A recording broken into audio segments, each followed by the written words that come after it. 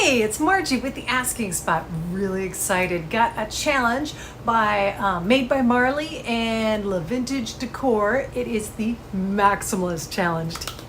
So excited for this one because so often when we're doing stuff, it's always encouraged that, hey, make it have mass appeal and don't go too far and yada yada. This one is like, no, you can't go too far. Go for it. Go all the way. And the piece I'm doing, Trash. No. yeah, this is it. It was my first curb find, and I never did anything to it. We've had it for roughly 26 years.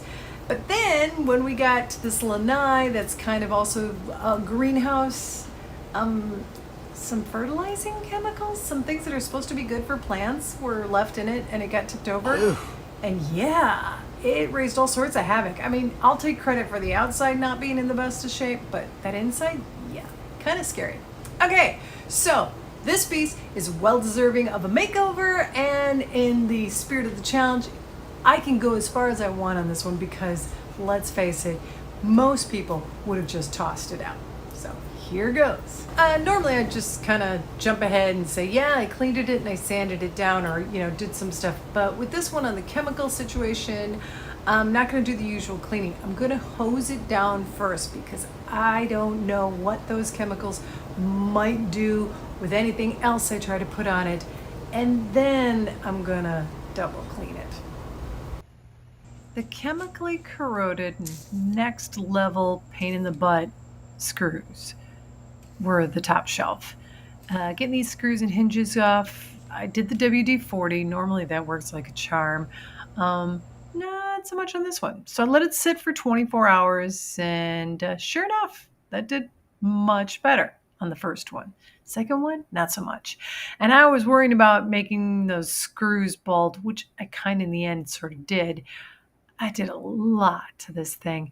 I went ahead and added more WD-40, and then I heard about, trying to hit it with a hammer to sort of tap around and make the rust crack off. In the end, that worked, but there was a lot of finagling along the way.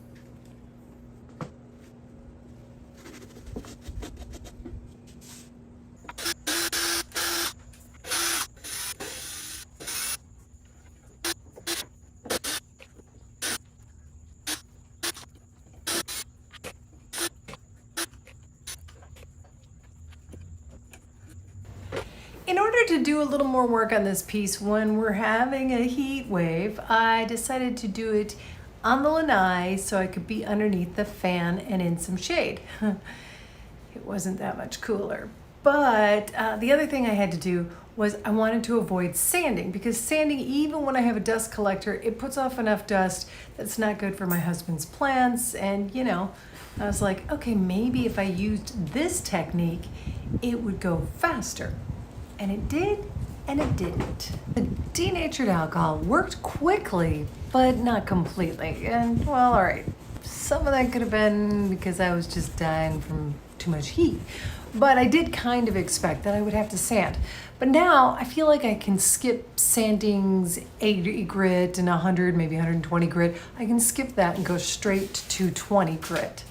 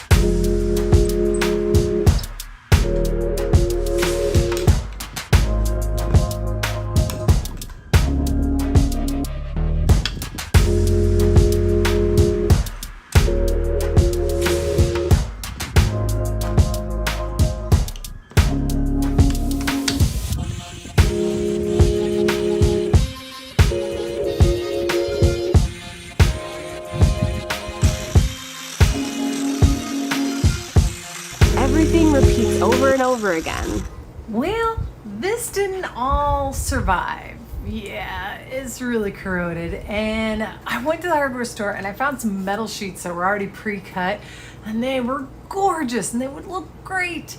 Except for the ones I really liked, I think they were $46 a sheet, and I would need at least 2. Yikes. And I would only use 1.5. So, Too much. not gonna happen. But I did go into the garden center and yep, here we go. Found the exact stuff that was used, and this whole thing was less than 20 bucks. And yeah, it's a bit excessive. I got 10 feet of it. Okay, that's a bit much. But luckily, I have a gardener for a husband, so hopefully he'll be able to put the rest to really good use.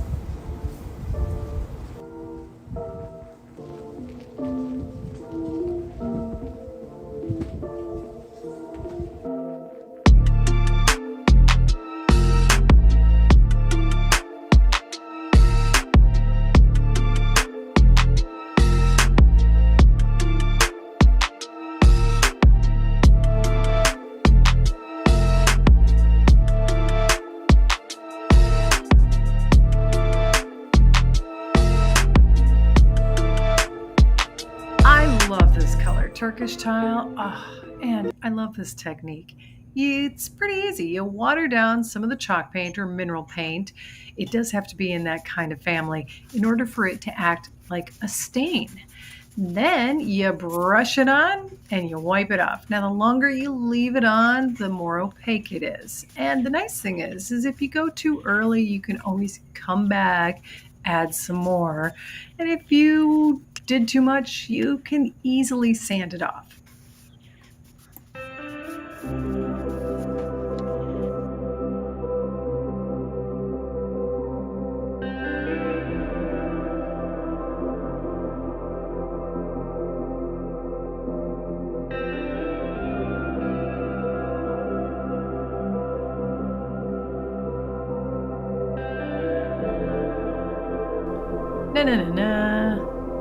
One of my favorite stain colors. It does affect different woods differently, but the biggest thing about applying stain for me, my big tip here, is I always like to use a cloth. I feel like I have more control when I do it, and I have less mess. I also have less to wipe off. You know how you're supposed to put on stain and then a few minutes later come back and wipe off the excess. Now, the only negative is it generally gives a fairly light coating of stain. But I would rather do 2 coats of stain and get it right almost every time than get the usual hot mess I get when I rush with anything else. So, points for the cloth application.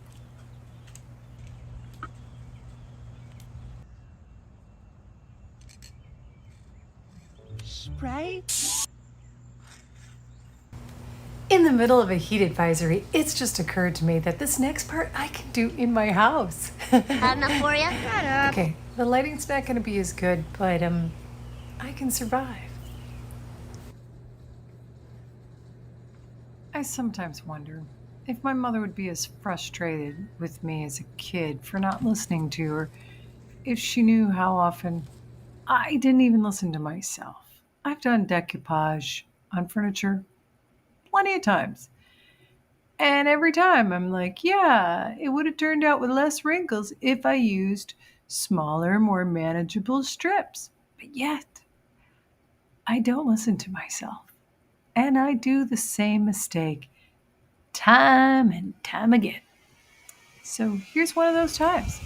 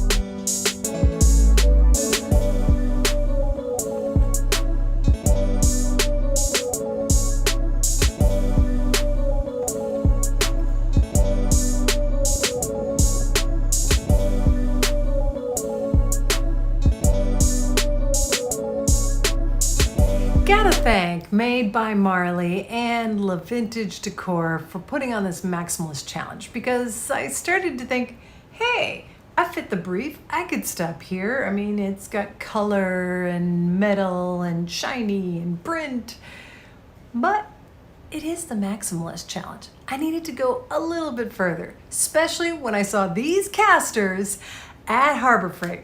Yeah, I had to add wheels. Putting on casters is pretty easy, but there are some things to keep in mind. You do want to have the casters as far out on the piece as possible, because if they're too far in, you're likely to tip over. However, make sure that when you do put them out, that they can move completely all the way around. My piece had a little bit of an edge, so I had to slide it in just a little bit. Then you also want to make sure that when you're doing your pre-drilling, that you put a flag on your drill bit so it doesn't go all the way through. And you also want to make sure that the bolts you're using to attach the wheels also doesn't go through the wood you're attaching it to.